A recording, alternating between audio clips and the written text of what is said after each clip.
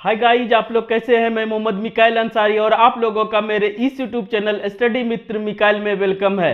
दोस्तों, जैसा कि हम लोगों ने शुरू किया है how to translate into English, जो कि ट्रांसलेशन की बहुत ही अच्छी बुक है और जो हमें दोस्तों हिंदी से इंग्लिश में ट्रांसलेट करने सिखाती है, और यह आरपी सिन्हा के द्वारा लिखा गया है। अभी हमारा दोस्तों चैप्टर नंबर 14 चल रहा है, जिसमें आज हमारा स्ट्रक्चर 2 है, सेकंड स्ट्रक्चर है। और आज का टॉपिक दोस्तों पिछला भी था कि इंपरेटिव सेंटेंस में हम लोग रिक्वेस्ट कैसे करेंगे सामने वाले से। आज भी हम लोग रिक्वेस्ट ही करेंगे, लेकिन इम्फेटिक जोर देकर दोस्तों, एम्फेसाइज करके रिक्वेस्ट करेंगे, जिसमें कि जरूर वर्ड रहेगा हिंदी में, चाहे अवश्य रहेगा। क्लियर? तो दोस्तों आइए देखते हैं। और दोस्तों इंपरेटिव सेंटेंस जो है ये बोलने के दृष्टि से, या कहिए स्पोकन के एस्पेक्ट से, ये बहुत ही इंपॉर्टेंट हो जाता है। चाहे आप इंग्लिश कन्वर्सेशन करते हो, चाहे आप कहीं पे भी बात करते हो सामने वाले को, चाहे आप ऑर्डर दे रहे हो, रिक्वेस्ट कर रहे हो, एडवाइस कर रहे हो, सजेस्ट कर रहे हो, चाहे कोई इंस्ट्रक्शन दे रहे हैं, तो वहां पर हमारा इंपरेटिव सेंटेंस का बहुत ही यूज है। इसीलिए ये स्पोकन के एस्पेक्ट से बहुत ही इंपॉर्टेंट हो जाता है। इसीलिए हम लोग इसे अच्छे से सीखें, समझें और इसे यूज करें, अप्लाई करें। ठीक है दोस्तों, तो आइए सबसे पहले देखते हैं, और लास्ट में हम लोग देखेंगे कि इंफेटिक सेंटेंस क्या होता है। तो पहले ये देखते हैं, जैसा कि इसका पैटर्न है कि हिंदी वाक्य देते हैं, फिर स्ट्रक्चर देते हैं, फिर उसका इंग्लिश में ट्रांसलेट करते हैं, फिर एग्जांपल्स और एक्सरसाइज देते हैं, और इसमें एक्स्ट्रा बातें हैं इंफेटिक, वो भी हम लोग देखेंगे क्या होता है। तो सबसे पहले दोस्तों कि अगर आप किसी को बोलते हैं आप कल अवश्य आए, तो ध्यान रखें दोस्तों कि इसमें हिंदी में आपको जैसा भी लग रहा हो, इंग्लिश में हम लोग पार्ट वाइज करेंगे इंपरेटिव सेंटेंस का। तो इसमें 3 तरह का स्ट्रक्चर मिला हुआ है, चाहे वो एक ही वर्ड हो उसको इफेक्ट करता है। ठीक है दोस्तों, अब आइए दूसरा कि यहां पे आप नहीं लिया गया है। 1 कप चाय जरूर लीजिए, यानी उसको अवश्य या जरूर लगाया गया है। दोस्तों आप मुझे जरूर लिखिएगा, आप मुझे जरूर याद रखिएगा, यानी इसमें एक्स्ट्रा में क्या आया कि सब में अवश्य या जरूर आया। ठीक है दोस्तों, आप आया तो आप जानते हैं कि इंपरेटिव सेंटेंस में चाहे आप हो चाहे तुम हो, वो सब्जेक्ट अंडरस्टूड रहता है, उसे सेंटेंस में यूज नहीं किया जाता, या कहिए वो सेंटेंस का पार्ट नहीं होता है। किसी को इंडिकेट करने के लिए या तो उसका नाम, या 10 आदमी है, ज्यादा आदमी है, एक को आप कहना चाह रहे हैं तो आप यू लगा सकते हैं, लेकिन वो सेंटेंस का या स्ट्रक्चर का पार्ट नहीं होता है। इसीलिए दोस्तों ये यू नहीं यूज किया जाएगा स्ट्रक्चर में।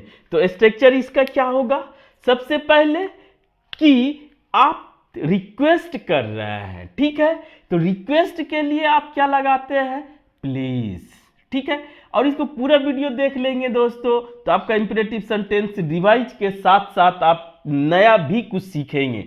तो प्लीज, या दोस्तों यहां पे काइंडली भी यूज कर सकते हैं, और इसको कोमा देके अब दोस्तों और डू कब लगाएंगे, जब एकदम जरूर एम्फेसाइज कर रहे हैं किसी चीज पे, किसी एक्शन पे, तो वहां पर इंफेटिक सेंटेंस का जो डू होता है हम लोग उसको यूज करेंगे। ये दूसरा पार्ट हो गया। अब आइए दोस्तों, जो सिंपली हम लोग किसी को ऑर्डर करते हैं यू को सामने मान के, तो उसमें हम लोग इंपरेटिव स्टेटमेंट रखते हैं। इंपरेटिव स्टेटमेंट क्या होता है ऑर्डर के लिए, तो उसके लिए होता है हमारा बस V1, एक्शन वर्ब V1। अगर दूसरा ऑब्जेक्ट या अदर वर्ड्स नहीं भी है तो कोई बात नहीं है, ये सेंटेंस को फुलफिल कर लेगा। और अगर ऑब्जेक्ट है तो भी ठीक, अदर वर्ड्स है तो भी ठीक, दोनों है तो भी ठीक। क्लियर? तो इतना हमारा होता है इंपरेटिव सेंटेंस, जिससे हम सामने वाले को कोई काम के लिए, किसी एक्शन के लिए ऑर्डर करते हैं। क्लियर? अब उसके बाद अगर उसमें डू लगाते हैं सिर्फ, तो वो हमारा हो जाता है जरूर या अवश्य। ठीक है? उसके बाद और आप एक्स्ट्रा में प्लीज लगा देते हैं या काइंडली लगा देते हैं दोस्तों, तो उसके बाद और हमारा रिक्वेस्ट हो जाता है, विनती हो जाता है जरूर के बाद भी। तो इतना आपका हो गया। अब इसको हम लोग आसानी से बना सकते हैं दोस्तों कि आप कल अवश्य आएं। तो क्या हुआ? सबसे पहले आए, बस हमारा इंपरेटिव स्टेटमेंट क्या है? आए। आने का जानते हैं, कम, और इसका फर्स्ट फॉर्म कम। तो ये हमारा इंपरेटिव स्टेटमेंट हुआ कम। और इसके साथ दोस्तों अदर वर्ड्स है, ये इसका ऑब्जेक्ट नहीं है। अदर वर्ड्स में क्या है कि कल आए, यानी आने वाले कल में आप किसी को बुला रहे हैं, तो कल आए, टुमारो, कम टुमारो। ठीक है? और यू, तुम का या आपका यू नहीं होता है दोस्तों। अब इसके साथ अगर आप डू लगा देते हैं तो ये क्या हो गया? इतना, अगर सिर्फ इतना भी रह सकता था दोस्तों तो ये कैपिटल हो जाता लेटर। तो डू कम, फिर पहले कम आइए, कम टुमारो, कल आइए। ठीक है? डू कम टुमारो, अगर इतना रहे तो इसका हो जाएगा कि आप अवश्य आइए। और दोस्तों अगर प्लीज है तो इसके साथ रिक्वेस्ट या विनती भी जुड़ जाता है, निवेदन भी जुड़ जाता है कि आप उससे प्रार्थना कर रहे हैं कि कल मेरे पास जरूर आइए।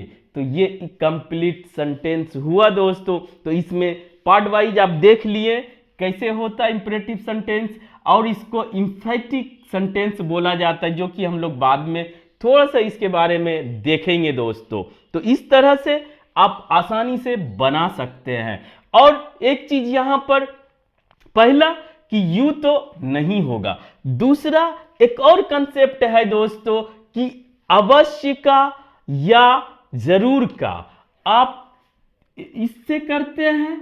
अगर किसी को सजेस्ट करते हैं चाहिए, तो वहां पर ये शुड यूज करते हैं दोस्तों। शुड से क्या होता है?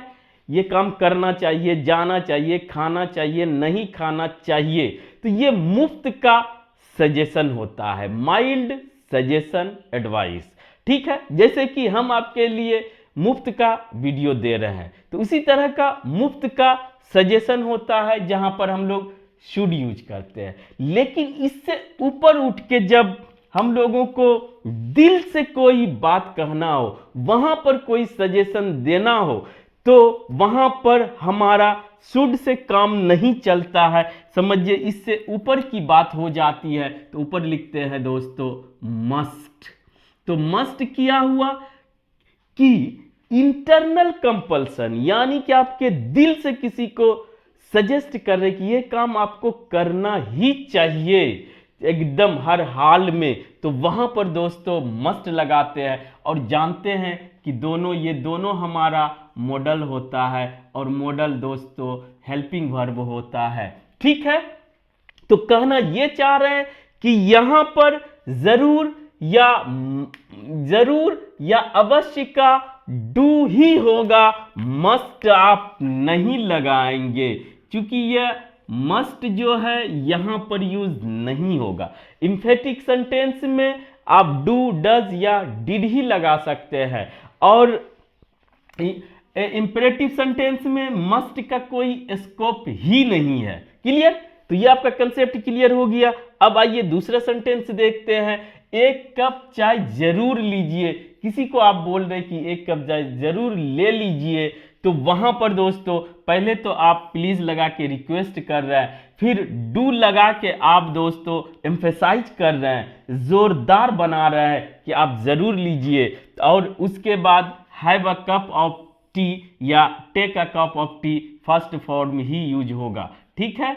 तो हैव अगर आप जानते हैं तो ठीक है, नहीं तो हैव मीन्स भी कोई चीज पीने के सेंस में, खाने के सेंस में हैव लगा के मेन वर्ब बनाया जाता है। ये पहले भी डिस्कस कर चुके हैं दोस्तों, इस तरह से आप बना सकते हैं। और यहां पर तीसरा, आप मुझे जरूर लिखिएगा, किसी को बोलते हैं कोई जाने लगता है या कुछ, तो मुझे आप जरूर लिखिएगा, मुझे आप जरूर बताइएगा। तो वहां पर दोस्तों आप पहला तो प्लीज, और अगर सिर्फ कहना चाहते हैं कि मुझे लिखिएगा तो राइट टू मी, ठीक है दोस्तों। और जरूर लिखिएगा तो डू राइट टू मी, और यहां पर मस्ट नहीं लगाएंगे। और अगर एकदम रिक्वेस्ट के साथ बोल रहे हैं तो आप प्लीज लगा। तो इस तरह से दोस्तों अगर यहां तक आप वीडियो को अच्छे से देख लिए होंगे, सुन लिए होंगे, समझ लिए होंगे, तो आपका कंसेप्ट जरूर क्लियर हुआ होगा। तो आप इस सब को आसानी से बना सकते हैं, ठीक है। आप मुझे जरूर याद रखिएगा, तो यही रिमेंबर मी मुझे याद रखिएगा, और डू रिमेंबर मी मुझे जरूर याद रखिएगा, और प्लीज लगा के मुझे रिक्वेस्ट भी कर रहे। रिक्वेस्ट का भाव का मतलब ये होता है दोस्तों कि आप उससे निवेदन कर रहे, आपका टोन लो हो, रिक्वेस्ट के तरह आप किसी से जैसे बात करते हैं वही रिक्वेस्ट हुआ, एक भाव यानी फीलिंग्स आता हो दोस्तों। तो आप मुझे, आपका इंग्लिश कुछ नहीं, और जरूर का इंग्लिश डू इम्फेटिक बनाने के लिए दोस्तों आप इस तरह से बना सकते हैं। तो हम लोगों ने इसमें यह देखा कि कैसे इंपरेटिव सेंटेंस से हम लोग ऑर्डर करेंगे, फिर कैसे रिक्वेस्ट करेंगे, फिर कैसे हम लोग और उसको जरूर के साथ उसको एम्फेसाइज करेंगे। और आइए दोस्तों अब हम लोग देखते हैं लास्ट में कि इंफेटिक सेंटेंस क्या होता है।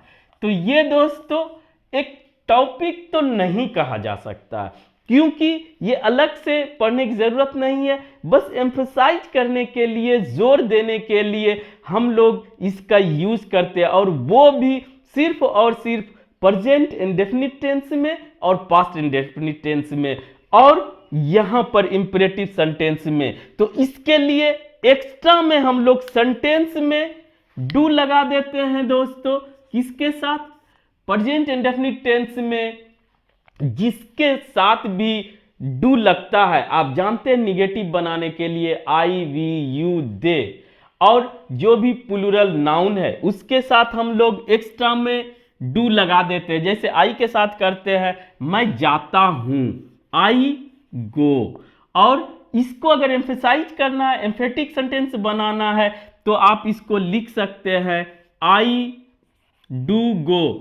तो यहां पर लगेगा कि ये क्या है, ये क्या है, ना नेगेटिव है ना इंटरोगेटिव है ये, लेकिन कुछ नहीं होने के बावजूद ये दोस्तों हमारा इंफेटिक सेंटेंस है, और ये हमें बताता है कि मैं जाता तो हूं, मैं जाता तो हूं, जाता तो हूं, यही बोले दोस्तों, यानी कि और एम्फेसाइज कर देता है। इसी तरह अगर ही सी के साथ लगा सकते हैं ही, यहां पर दोस्तों डज गो, वह जाता तो है, वह जाता तो है, यानी कि जाता ही है, यह भी बोल सकते हैं। इस तरह से आप इसे जोरदार सेंटेंस बनाया जाता है प्रेजेंट इंडेफिनिट टेंस में, और पास्ट में दोस्तों सभी सब्जेक्ट के साथ डिड लगाया जाता है। तो ये एम्फेटिक सेंटेंस, और इसमें एक वीडियो की जरूरत पड़ती है दोस्तों, यहां पर इसे कंप्लीट नहीं किया जा सकता, लेकिन ये बहुत बड़ी चीज नहीं है,